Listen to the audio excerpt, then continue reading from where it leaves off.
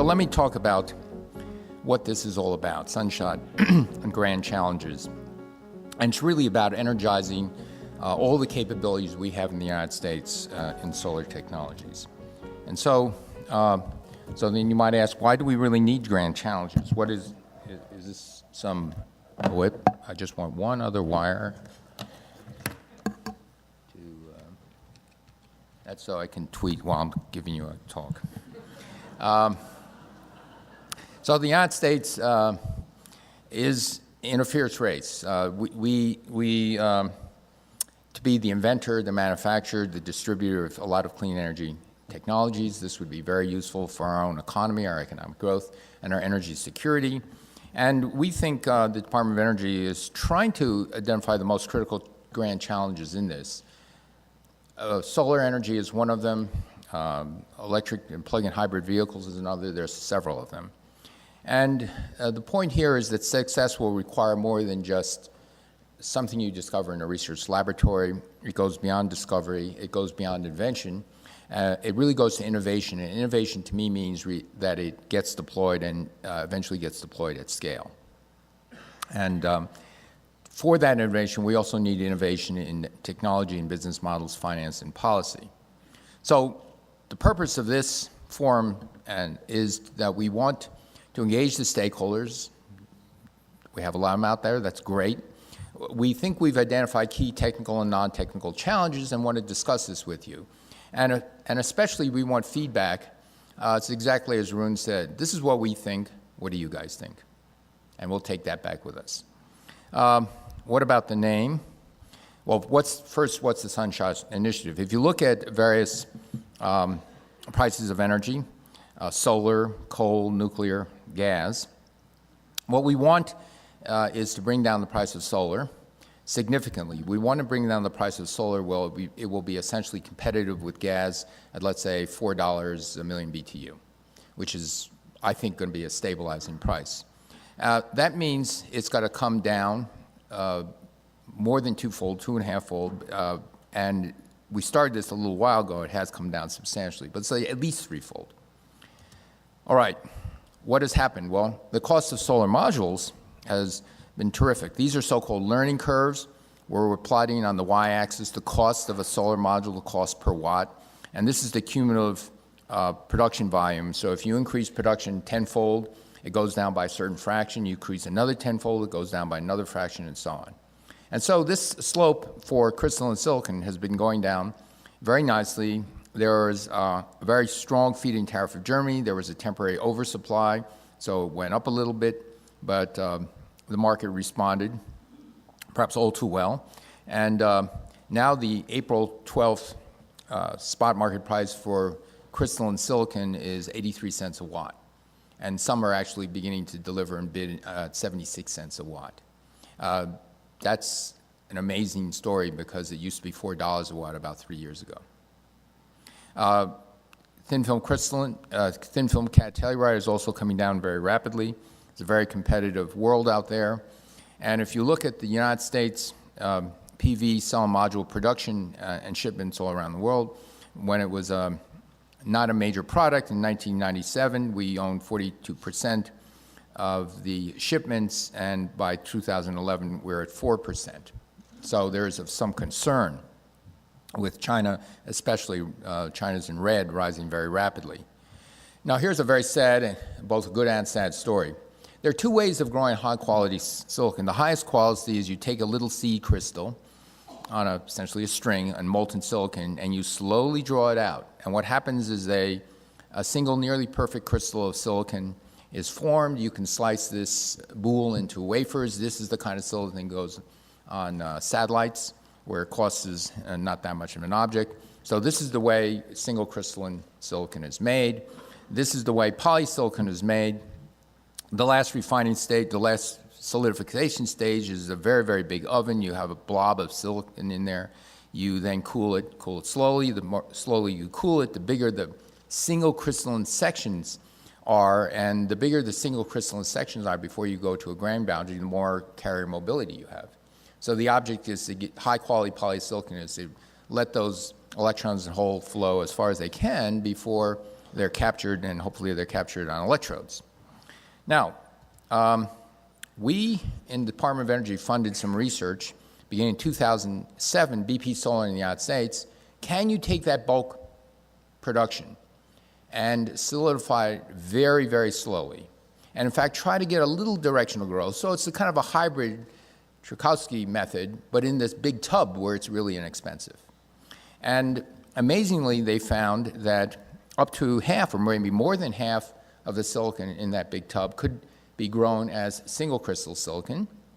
And when you take that silicon out and slice it up and not using all the techniques of sun power, you're getting over 20% conversion efficiency.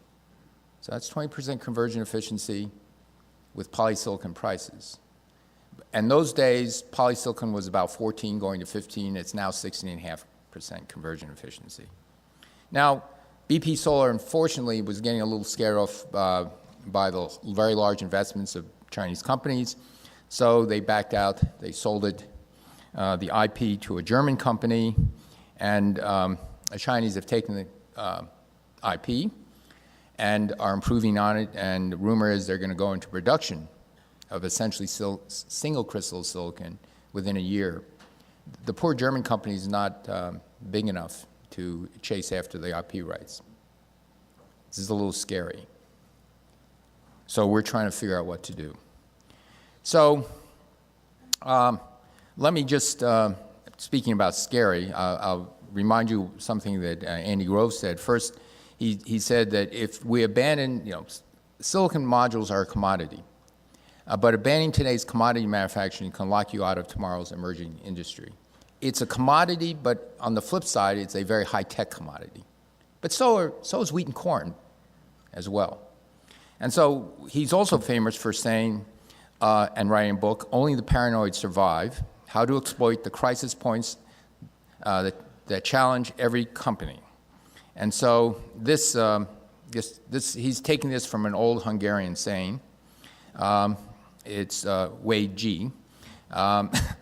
And it's two characters that mean crisis, but they're actually alone different characters. One character means danger. The other character is opportunity. So he knew very well this old Hungarian saying, that in every crisis lies the seed of opportunity. And so that's where we are now. Let me talk to you about another crisis. When I was a small kid, October 1957, Sputnik placed into orbit a little globe, 84-pound beach ball-sized satellite called Sputnik. And this satellite can actually be seen when the light was right, circling over the United States. So this is a view of Sputnik taken from Earth in the United States just shortly after nightfall.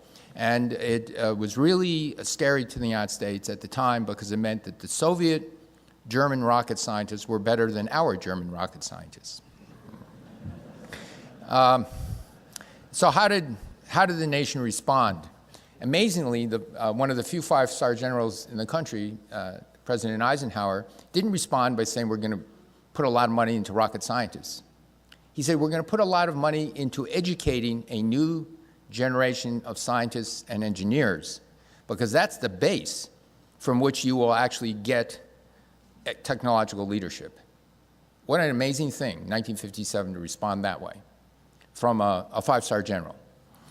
This was followed later by a speech that Kennedy gave in September 1962. Let me see if I can. We choose to go to the moon in this decade and do the other things, not because they are easy, but because they are hard. Because that goal will serve to organize and measure the best of our energies and skills. Because that challenge is one that we're willing to accept, one we are unwilling to postpone, and one we intend to win, and the others too.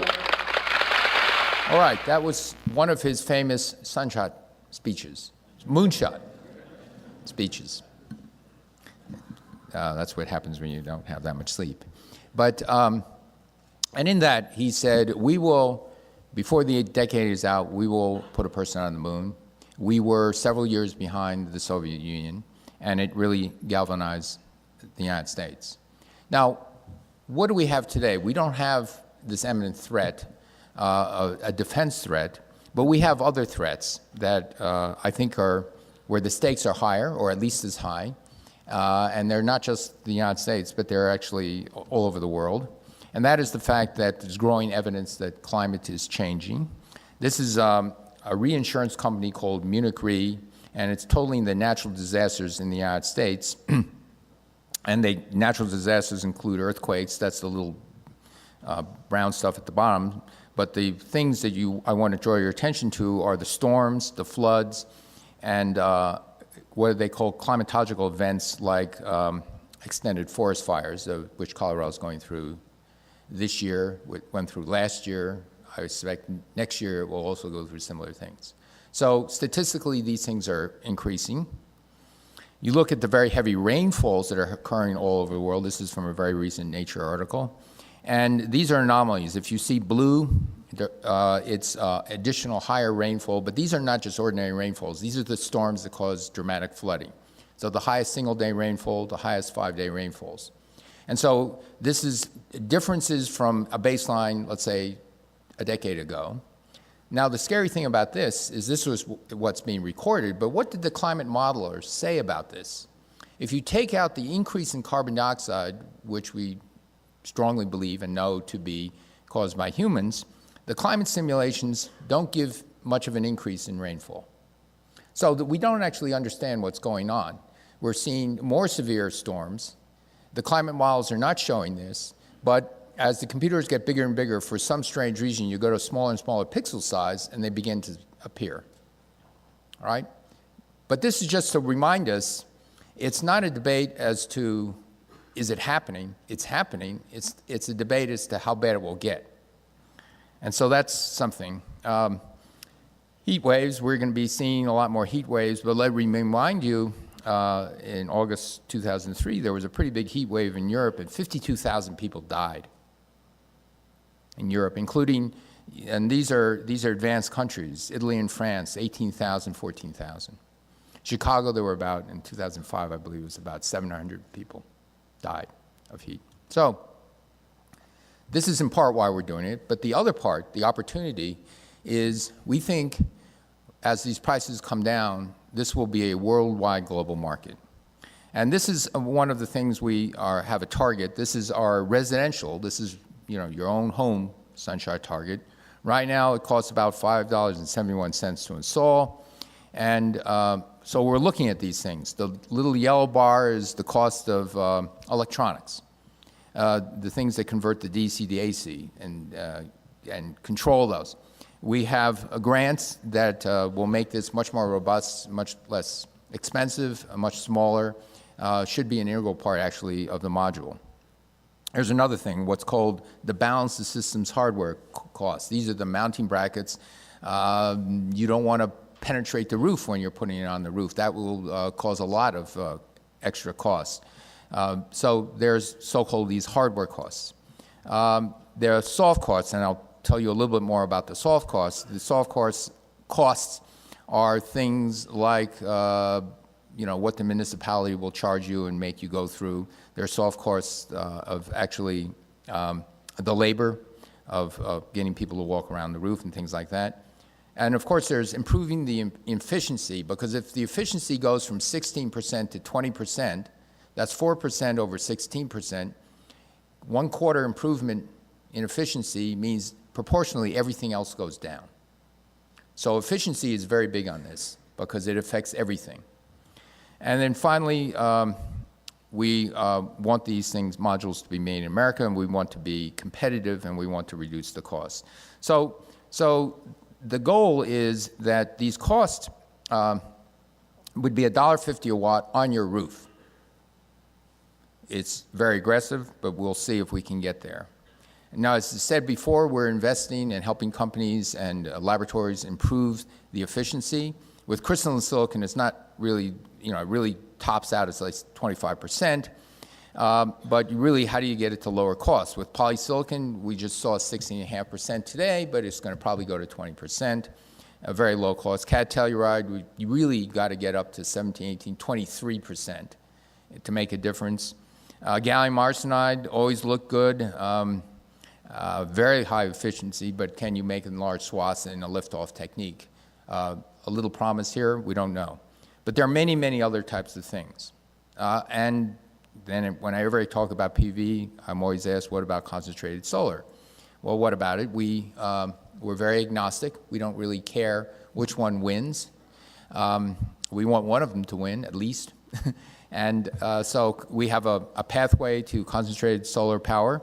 Again, a waterfall diagram of all these things and how much you can decrease from 9 cents to 7 cents, from 4 cents to 2 cents, from 3 cents to 2 cents, and so on. Again, to get to a target which will be comparable to gas energy, new gas energy. So those are some of the things we are looking at and trying to do. This is some work, graphs taken from Bloomberg New Energy Finance. And I love this graph because it tells you what the cost is in that section of the country or in the world, and what the insolation is. That is to say, how much solar energy per year is actually hitting that place. And so if you're in a bright sunny spot and your energy is very high, solar, and this blue line is the break-even point for residential, not utility, residential, rooftop solar. Right? Utility is down by another 30–40%. So if you're in a country, well, unfortunately Denmark doesn't get as much sun as you'd like, but if you're in a country, but their costs are high, so they're there. Hawaii is 25 cents per kilowatt hour now, and yet there is not widespread deployment. So we're wondering why. Puerto Rico, it's 33 cents a kilowatt hour. No reason why. So you people out there, you entrepreneurs, you business people, are you taking notes? There's an opportunity here. Okay, so this is what the residential cost is in 2012. 2014, it goes down. By 2014, it looks like much of California, which is averaging about 15 cents a kilowatt hour, this is without subsidy, clicks in. All right? And right now, utility scale PV is 15 cents, maybe 14 cents. But this is, again, rooftop. And then finally, by 2020, this is where it's going to be. It starts to include Texas, which has very low electricity power. New Jersey, less sun, but it's above the line. So anything above the line means it's economically viable. You don't have to hug trees. You just want to save money. Now, what is our goal? That's where New Jersey is. Our Sunshot goal is there, 8 cents levelized cost per kilowatt hour. And it's, again, an ambitious goal, but if we can get to 8 cents per kilowatt hour, then most of the United States, well, not Alaska, northern Alaska, but a lot of the United States will be there. But mostly, and I hope you're noticing this, most of the world will be there. And that's the thing to keep your eye on. All right, so those are predictions or hopes with some technology paths forward, but they may not come out to be true. We hope they will. But let me remind you, sometimes when new technologies emerge, other people say, nah, this isn't going to work. And I'll give you a few quotes. The president of Michigan Savings Bank was asked by Henry Ford's lawyer, Horace Rackham, whether he should invest in the company. And the bank president said, the horse is here to stay, but the automobile is only a novelty, a fad. So Henry Ford's lawyer decided to ignore the advice, invested $5,000, and cashed in at $12.5 million at the turn of the century. That's real money. All right, Alexander Graham Bell invents the telephone, gets a patent for it. Chief engineer, British Post Office, says, Americans have a need of the telephone, but we do not. We have plenty of messenger boys. So if there's an incumbent technology, there's a resistance of people who are invested in that incumbent technology to look forward. The same is said of the people who have, in fact, invented the incumbent technology. There's another quote from Lee DeForest, the inventor of the vacuum tube, a radio pioneer. He was asked about the prospect of television, said, never will work, never will be economically feasible, forget it. So it even occurs with technologists. There's another reason why you might get naysayers, and that is the incumbents want the existing technology to stay there longer. And this is a report of ExxonMobil. It's a 2012 Outlook for Energy, A View to 2040. And it's not just oil and gas, it's all sectors of energy. And for example, it shows this nice plot of what the cost of coal will be, just the CapEx and the total cost at certain prices. So this is this is coal with no capture of carbon, but if coal goes up by a little amount, it's sensitive to fuel. This is natural gas, again, the lowest price at the moment. This is solar PV. This is, remember, what they're predicting in 2030. And so they're predicting by 2030, utility scale solar will reach an average of 18 cents per kilowatt hour in the United States. They may be safe in this prediction. As I said, in California, it's 14 cents today. So we can backslide a little bit, and we'll still make this. Now, of course, they turn their attention on cars, and they think that conventional gasoline by 2025 or 2030 will roll over, and will be picked up by what they call mild hybrids. Mild hybrids are not Prius hybrids. They're even smaller batteries, and just to get the thing started, hybrids. And this little sliver in here is plug-in hybrids and electric vehicles. And they're predicting, and here in the United States in 2010, the average new car mileage in 2010 is about 22 miles a gallon, about right, if you can consider all the loopholes. It's supposed to be 25. But by 2040, they're predicting the United States will be getting about 45 miles to a gallon. And what are these little bars? Those little bars are future targets that vary country to country. So somehow they put the target of the United States by 2040 to be about 38 miles to a gallon. Now we have a target of 54 miles to 0.5 miles a gallon by 2025, so I'm not sure what's happening about this. So maybe they're hoping we can roll it back. And so why are the projections for plug-in hybrids and electric vehicles so modest?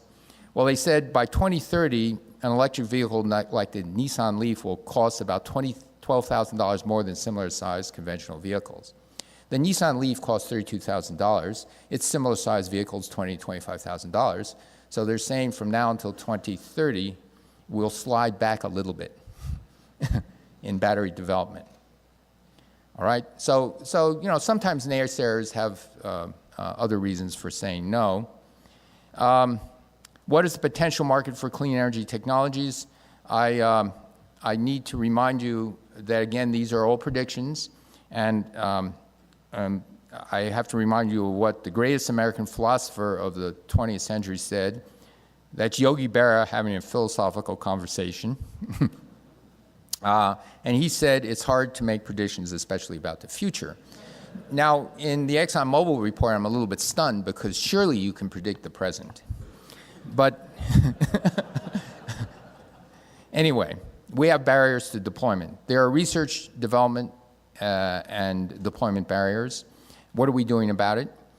We have, for example, new announcements, and I guess this is the announcement today that we're investing up to $55 million over 3 years, 21 projects to companies to develop technologies, either parts or entire technologies that will greatly lower the cost of concentrated solar power.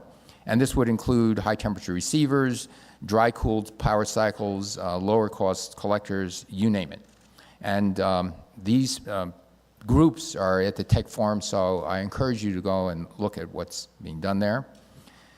There are several valleys of death from the time you discover something, invent something, those largely supported by government and industry. And then there's this little valley of death, which we call pre-commercial.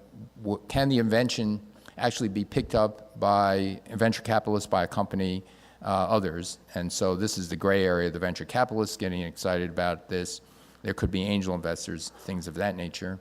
And a much deeper valley of death is you've proved that the venture capitalists have sunk in $5 million or so dollars. It looks like it's good to go.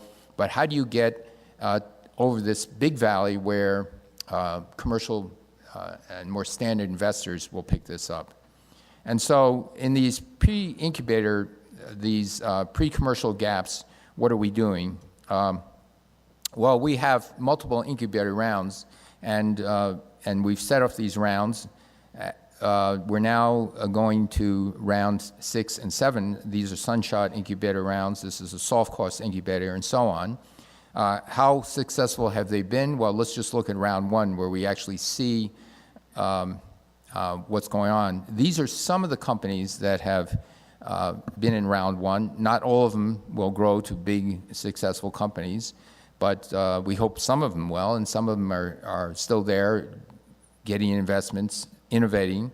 Let me just say that in the first round, we invested $17.5 million in that round of incubation, and then we see a follow-on of private investment, and it's integrated $1.6 billion. So it's highly leveraged money. And as I said, not all of it will succeed, but this is very gratifying. We hope that we're seeing this in RP as well. A lot of the first round investments are growing. And in terms of dealing with the second one, much deeper, we're starting a SunPath goal. Again, very short 2-year contract. We're asking that companies, private sector, put in 75% cost share. We're asking the maximum cost of the Department of Energy is $50 million, with the idea of getting this going. We're also looking at new financial models. Let me talk to you about a couple. There are financial infrastructure type banks that have worked very well in the world. In the United States, we have one, XM and OPEC. They staked, this is decades ago, the U.S. government gave them some money. It's semi-autonomous, so they're just a bunch of smart people said, go and loan this money out to stimulate, let's say, exports or something that for policies that we as a country believe in. Loan programs have been attacked recently, and so then they have been setting their sights on OPEC. And I was talking to the head of OPEC about this, because I was actually trying to get him to come aboard the Department of Energy. And he said, well, they finally decided they're not going to kill it, because when they asked the Congressional Budget Office how much it would cost them about $250 million a year to stop the program. It was making money. And in fact, many countries, dozens of countries around the world, if done right, you can actually stimulate investments, and it not only just goes round and round and round, it actually grows. And it really can partner with the private sector in a very effective way. And so all the charges about it, credit on private sector money, don't seem to be there. So this is one of the things. Another very simple idea, mastered limited partnerships. If you're wealthy, you can form a partnership. You can invest in a wind farm, or invest in something, efficiency upgrade, or you name it. A mastered limited partnership, and with a partnership, there's no real corporate entity. So the investors invest in this, there's a direct investment, and then the profits go directly back to the investors. And so the IRS says if there's a de minimis corporate entity, only 10% or less is in there, there's no corporate tax. You get personal income tax, but not the corporate tax.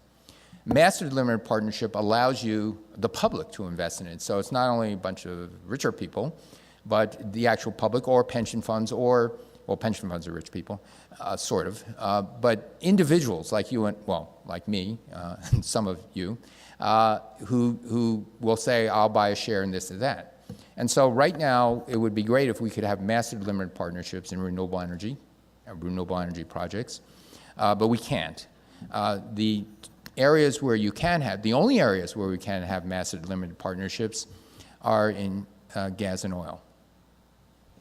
So this would be a nice thing to at least level the playing field, because that would draw in a lot more investment. So there are opportunities like that which we think are there. Installation. Even if we gave you PV modules for free, I'm quoting myself,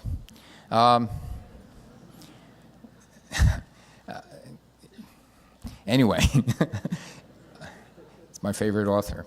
Even if we gave them to you for free, the residential, commercial, and utility installation costs are quite high, and in many instances, they could be half.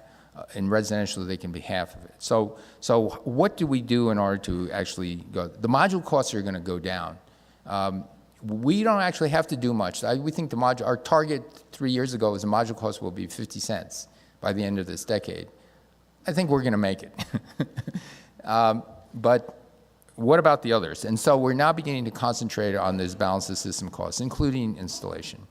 And so, the installation is pretty expensive. It's very complicated. It's confusing. They're different for every city, municipality, state. There are different things to fill out. Very high permit fees. Some municipalities think this is an income-enhancing venture. And so you've got a lot of paperwork that translates into a lot of money. Then you have to stand in line to submit the application. An experience we all know about in other parts of the government. It's both state and local and federal. And you have to wait for an inspection. And so just to remind you of standing in line, these are individuals standing in line in front of a State Department building for a visa.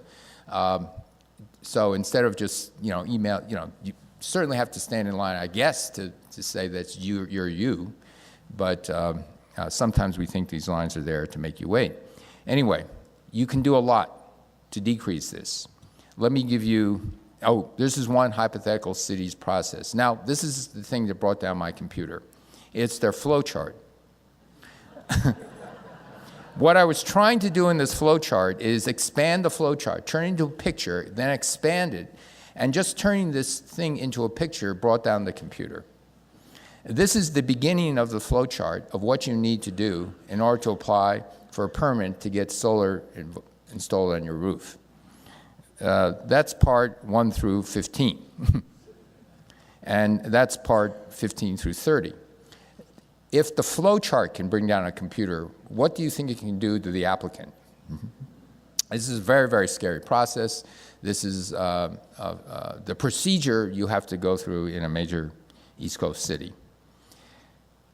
Let's compare that with Germany. You sign a contract with an installer, you register the PV system, you got to register it because you want to know the system's got to manage two-way flows, but this is one page and it can be submitted online in 15 minutes, all right? And so as long as, and if the housing structure is built to code, there are no permits filed.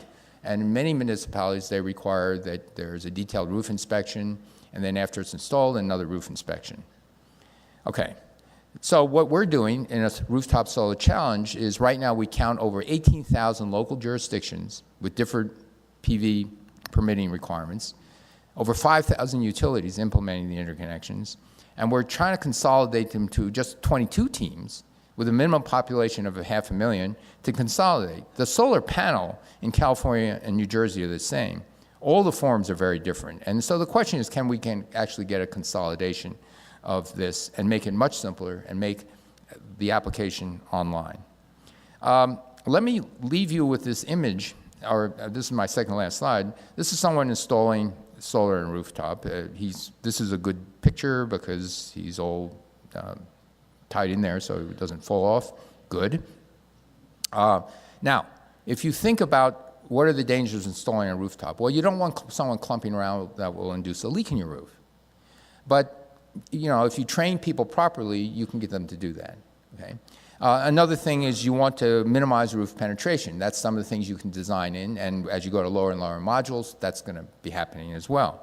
But if you consider the dangers of that versus the danger of installing a gas water heater, or recently in our home we installed a tankless water heater. The tankless water heater, there's no reservoir, so it's more efficient, but it's a much more powerful gas burner. And if you think about this, you don't have to stand in line for a permit. A plumber comes and does it, a licensed plumber, and it doesn't have to be inspected. And guess which one's more dangerous? A gas water heater and a tankless water heater, you can have a leak, and you can have carbon monoxide poisoning. You can have a leak and you can have explosion. all right? You can have a leaky roof, but that should be covered by the warranty of a solar rooftop installation.